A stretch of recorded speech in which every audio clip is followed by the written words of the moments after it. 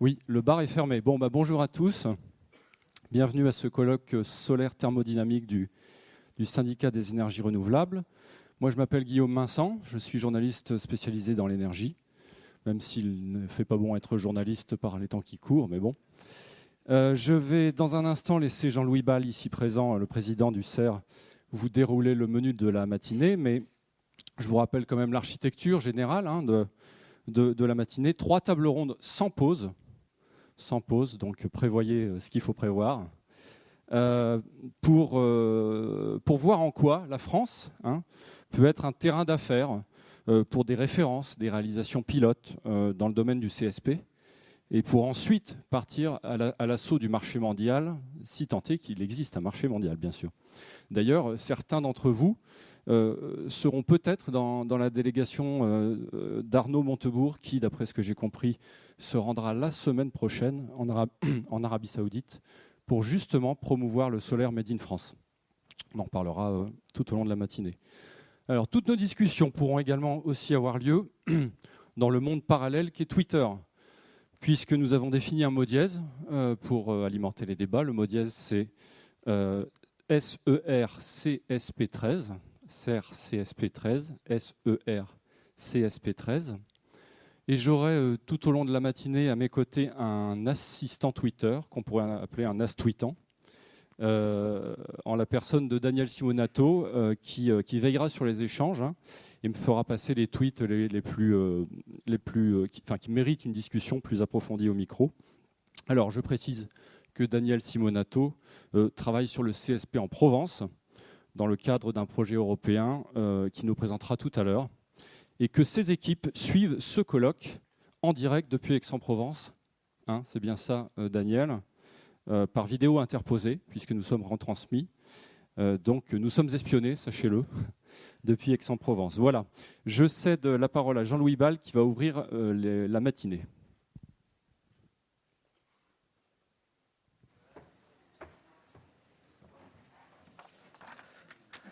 Oui, bonjour à toutes et à tous. Je voudrais d'abord donc vous souhaiter la bienvenue. L'assistance est encore un peu clairsemée, mais nous devrions être sur la totalité de la journée environ 150 participants. Et je voudrais surtout souhaiter la bienvenue, je ne sais pas s'ils sont déjà là tous, à nos invités étrangers et en particulier à nos invités marocains et turcs. En introduction, je voudrais vous rappeler quelques éléments sur ce qu'est le solaire thermodynamique, même si pour la plupart d'entre vous, il ne s'agit pas d'un secret, mais il me semble important donc de rappeler les fondamentaux. On parle souvent de solaire concentré, de CSP, Concentrated Solar Power. Ça désigne en fait l'ensemble des techniques visant à transformer l'énergie du rayonnement solaire en chaleur. Ce n'est pas nécessairement uniquement par concentration, ça peut être aussi par des tubes sous vide, mais qui n'atteignent pas les mêmes températures que pour la concentration. Cette chaleur peut ensuite être transformée en énergie mécanique et en énergie électrique au moyen de cycles thermodynamiques. Mais cela peut aussi servir à alimenter des process industriels, à faire du froid, à produire de l'hydrogène. Donc il y a une variété extrêmement large d'applications. Lorsque l'on fait de la concentration, on ne peut malheureusement concentrer que le rayonnement diffus. Malheureusement, le second principe de la thermodynamique le veut ainsi, on ne peut pas le changer. Et c'est donc une technologie qui est particulièrement adaptée aux pays où l'ensoleillement direct est très élevé. Il s'agit notamment de l'Afrique du Nord, du Proche et Moyen-Orient, de l'Australie, du sud-ouest des États-Unis, de l'Inde, de l'Asie centrale, d'une partie de l'Amérique latine, notamment le Chili. Et voilà, dans le sud de la France, nous avons quelques sites qui peuvent être exploités et qui peuvent constituer donc des références pour nos industriels. Lorsqu'on parle d'électricité solaire, on fait du photovoltaïque, on fait du solaire thermodynamique. Qu'est-ce qui différencie donc les deux technologies? Il y a d'abord la différenciation que je viens de citer sur le gisement. Donc le solaire thermodynamique sera là où il y a de l'ensoleillement direct majoritairement.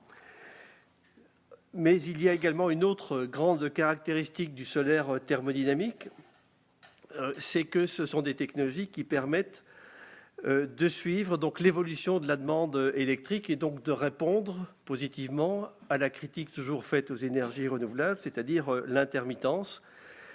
Et donc le solaire thermodynamique peut, lui, participer à l'équilibre du réseau grâce à deux types de solutions techniques. La première, c'est l'hybridation, c'est-à-dire d'avoir à la fois une source solaire et une autre source de chaleur qui peut être fossile ou qui peut être renouvelable avec la biomasse notamment. Et donc cela permet à ce moment-là d'avoir une production d'électricité garantie. L'autre technologie possible, et donc nous allons la voir dans cette journée, c'est la capacité de stockage thermique qui permet de fonctionner donc de manière stabilisée et éventuellement, même surtout, de manière décalée par rapport à la ressource solaire, de pouvoir en premier répondre à la demande de pointe en fin de journée, au moment de la tombée du jour. On peut aller d'ailleurs jusqu'à avoir une production d'électricité 24 heures sur 24. Il y a déjà un projet espagnol qui fonctionne suivant ce principe. Voilà, il y a donc ces grands avantages du solaire thermodynamique. J'ai déjà souligné la grande diversité des applications, donc à la fois pour la production de froid, pour la production donc, de chaleur à haute température pour des process industriels. Également, on peut envisager donc le dessalement d'eau de mer. Donc il y a une variété très grande d'applications donc pour cette chaleur thermodynamique solaire. C'est également donc un marché qui est dans le futur considérable à l'échelle internationale. C'est un marché qui a tardé à démarrer, mais qui connaît depuis 2 ans donc, une croissance très forte, même si on n'en est pas encore au même chiffre que pour le photovoltaïque. Fin 2012, on comptait donc en opération un peu plus de 2500 MW de solaire thermodynamique dans le monde, dont 1000 avaient été construits dans l'année 2012 elle-même. Plus de 3000 MW de projets étaient en cours de construction et 13 000 MW annoncés donc, à partir des années qui viennent devant nous.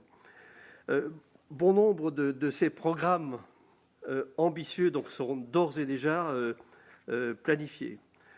L'AIE, Philibert nous le rappellera tout à l'heure, prévoit une contribution du solaire thermodynamique à hauteur d'un peu plus de 11% de la production d'électricité mondiale à l'horizon 2050.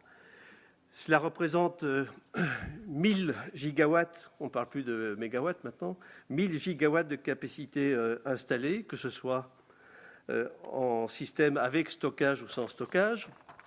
Et cela correspondra à près de 5000 TWh d'électricité, c'est-à-dire l'équivalent de la consommation actuelle des États-Unis. Donc, le marché mondial du solaire thermodynamique devrait donc croître de manière considérable dans les prochaines années. Et dans le cadre de ce marché, la France peut jouer un rôle de premier plan. Il faut toujours rappeler, même si la plupart d'entre vous le savent, que nous avons été pionniers dans ce secteur, donc avec l'opération pilote de la centrale Thémis, qui a été inaugurée en 1983, donc située à Targassonne dans les Pyrénées-Orientales, et qui a permis donc de créer un vrai savoir-faire français. Ce savoir-faire français a subsisté, a résisté donc à la période de sommeil qu'on a connue durant les 20 années qui ont suivi Thémis. Et Vous pouvez retrouver donc l'ensemble de cette filière française du solaire thermodynamique dans l'annuaire qui a été élaboré par le CER et qui recense près de 50 acteurs professionnels actifs dans la totalité de la chaîne de la valeur et sur toutes les filières, les sous-filières du solaire thermodynamique. Cette filière donc, consiste notamment en laboratoires et centres de recherche, dont j'ai d'ailleurs vu un certain nombre de représentants aujourd'hui, et qui sont reconnus mondialement donc, dans le domaine du solaire. C'est aussi donc, des bureaux d'études, des bureaux d'ingénierie, il y en a également donc, dans la salle, et puis c'est une panoplie d'industriels qui vous seront présentés donc, au cours de cette journée et qui sont présents donc, sur l'ensemble de la chaîne de la valeur, qu'il s'agisse de la fabrication, composants, contrôle-commande, stockage et la mise en œuvre, développement, construction, exploitation. Nous aurons donc l'occasion dans cette journée de mettre en valeur leur forte mobilisation donc, sur ce marché prometteur.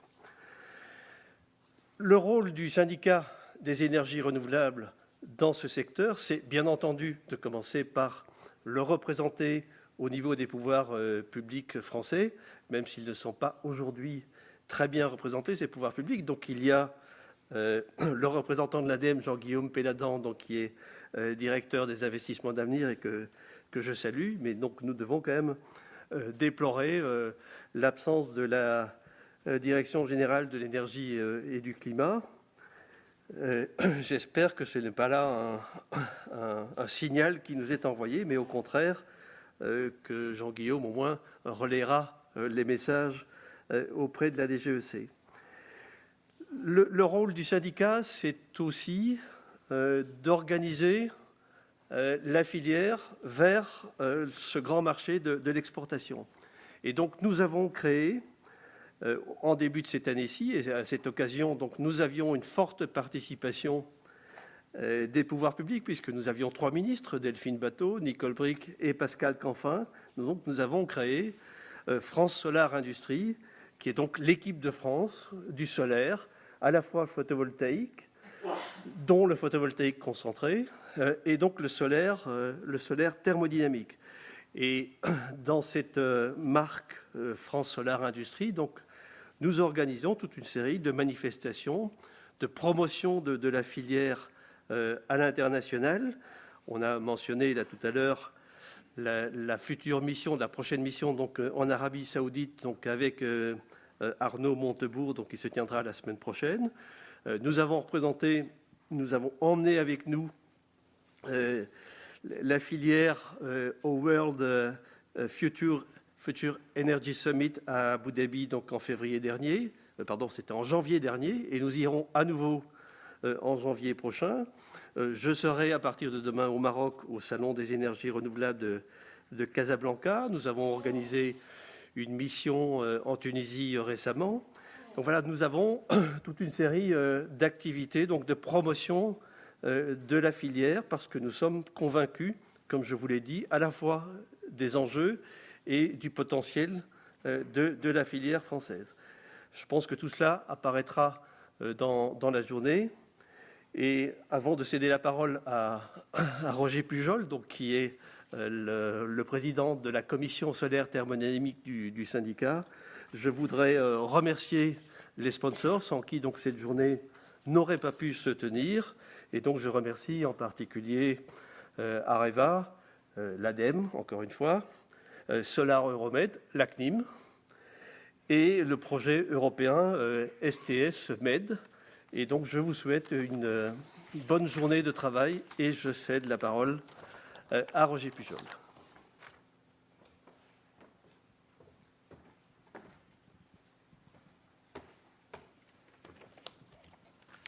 Bonjour, merci Jean-Louis de cette introduction. Je me permets à mon tour de saluer tous les participants et également tout particulièrement les participants étrangers qui ont bien voulu se joindre à nous. Je vais tout d'abord vous rappeler très rapidement l'organisation de cette matinée. Donc nous aurons 3 tables rondes. La première table ronde qui viendra faire un point de la filière après son relancement récent, puisque Jean-Louis a rappelé que l'implication française était ancienne, mais en fait, la filière a redémarré tout à fait récemment. La deuxième table ronde regardera quel peut être le rôle des acteurs français sur le marché international, puisque c'est un marché, on l'a dit, qui se situe dans des pays ensoleillés, donc a priori très fortement à l'exportation. Et la troisième table ronde regardera comment construire une stratégie gagnante pour la filière française à l'exportation. Entre la table ronde numéro 1 et la table ronde numéro 2, nous aurons en duplex d'Aix-en-Provence la présentation du programme européen STS-MED. Alors, puisqu'il faut parler de la filière française, faisons un petit état des lieux de cette filière. Jean-Louis l'a rappelé, la France avait fait un coup d'éclat quand elle avait construit la centrale Thémis, puisque à l'époque, c'était certainement l'expérimentation la plus avancée dans le monde dans le domaine du solaire thermodynamique. Ceci permettait en fait de valoriser des travaux qui étaient menés depuis plus longtemps par le CNRS sur le site d'Odeio, puisque la France dispose d'un des plus grands fours solaires au monde et on va dire qu'au moins dans le domaine de la recherche et développement, nous avons au cours de ces 40 à 50 dernières années eu une certaine constance dans la recherche au niveau du solaire concentré. Nous avons eu un peu moins de constance dans l'industrialisation de ces technologies, puisque après ce coup d'éclat de Thémis, tout s'est un petit peu arrêté en France et on a assisté à un renouveau du solaire tout à fait récemment, quand dans les années 2005, le marché mondial a commencé à démarrer réellement. Les États-Unis ayant eu une expérience de plus de 300 mégawatts construite dans les années 90 et qui s'était poursuivie jusque dans ces années 2005. Mais en 2005, on a assisté vraiment au redémarrage de la filière. Et bien à ce moment-là, on a jugé utile de travailler au niveau de l'ensemble des acteurs français pour relancer cette filière française. Ça s'est fait dans un premier temps, on va dire, sous l'égide de l'ADEME, puisque nous avons commencé à travailler sur une feuille de route. Et cette feuille de route qui a permis de réunir l'ensemble des industriels français intéressés à la filière et qui a d'ailleurs donné lieu à la création de cette commission solaire thermodynamique, eh bien, cette feuille de route a abouti à un appel à manifestation d'intérêt qui a été placé dans le cadre des investissements d'avenir.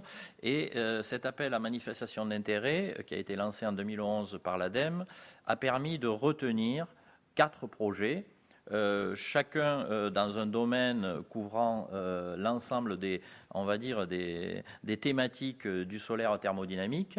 Et ces 4 projets qui sont en cours de réalisation actuellement, puisque c'était des projets qui avaient une durée moyenne de 50 à 60 mois, on va dire, ces 4 projets sont actuellement en cours. Ils réunissent, alors c'est intéressant, à la fois des PME, des ETI, des grands groupes qui travaillent sur ces thématiques.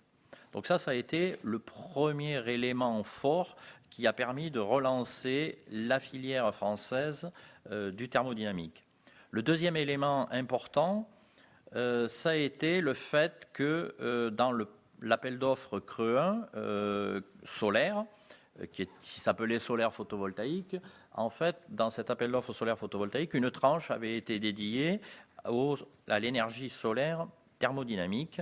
Et 2 projets ont été retenus dans le cadre de cet appel d'offres pour un total de 21 mégawatts. Alors c'est modeste à l'échelle mondiale, mais comme Jean-Louis l'a rappelé, en France, on ne peut pas construire beaucoup de projets puisque seul le sud de la France peut recevoir ce genre d'installation. Et puis de toute façon, nous étions dans un renouveau de la filière. Donc le premier appel d'offres a donné lieu à 2 projets à hauteur de 21 mégawatts.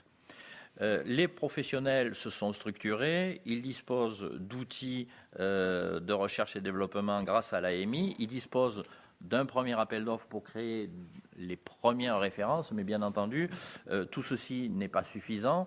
Le marché mondial, on l'a dit, est un marché considérable. On parle en gigawattheures, on parle en milliards d'euros, de dollars, peu importe, pour chaque unité. Et donc, le besoin de référence est absolument crucial pour l'industrie française, puisque si l'on veut prétendre concourir sur des grands appels d'offres internationaux, il faut être capable de montrer que l'on dispose des références sur sa propre technologie. Et donc, il est nécessaire de poursuivre à la fois le travail dans le domaine de la R&D et donc d'avoir d'autres appels à manifestation d'intérêt qui permettront de développer d'autres briques dans cette technologie qui a besoin de se développer technologiquement, industriellement, etc. Mais on a aussi besoin de références et c'est pour ça que l'on a besoin que d'autres appels d'offres soient lancés dans le cadre, alors soit des appels d'offres dits solaires, photovoltaïques ou des appels d'offres spécifiques, peu importe, de façon à ce qu'on puisse construire quelques références sur le territoire national. Il n'est pas du tout question de construire de grandes quantités, disons un grand nombre d'installations. Le but, c'est de disposer des références pour pouvoir montrer à nos clients étrangers qu'on dispose du savoir-faire nécessaire pour pouvoir répondre aux appels d'offres. Alors, tout ceci dans quel but ? Dans le but de développer une filière industrielle, parce que grâce à cette vitrine, nous pourrons répondre à ces appels d'offres et nous pourrons donc apporter une contribution en termes de valeur ajoutée.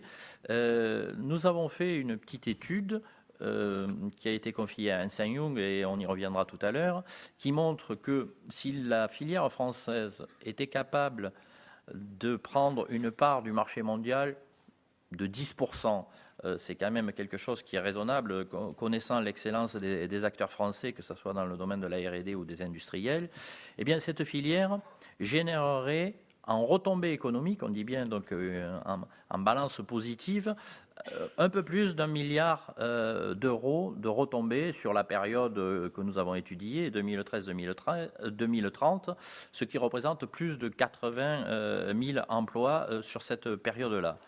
Donc, on voit qu'à un moment où on s'interroge sur notre balance du commerce extérieur, on a la possibilité, en apportant un soutien à cette filière, d'apporter une contribution positive sur cette balance du commerce extérieur, puisque avec un investissement qui serait relativement faible sur le territoire national, cela permettrait aux industriels français de se positionner sur les appels d'offres, qui eux sont des appels d'offres internationaux.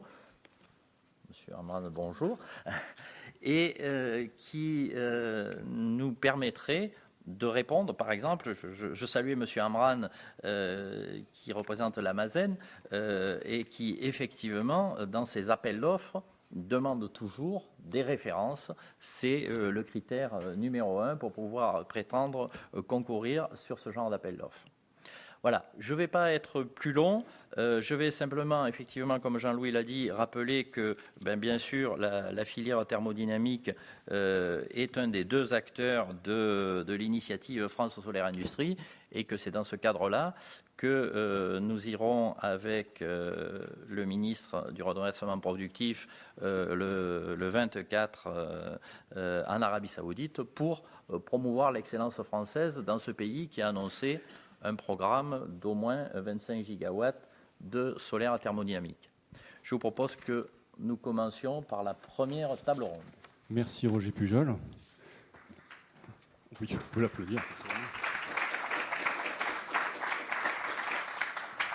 Roger Pujol, vous êtes président de la branche solaire thermodynamique du CERM. Vous êtes également industriel, vous travaillez à la CNIM.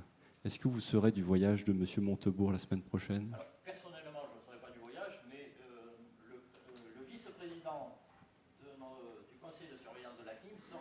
D'accord. Alors, en revanche, vous restez avec nous, parce que vous faites partie de la table ronde.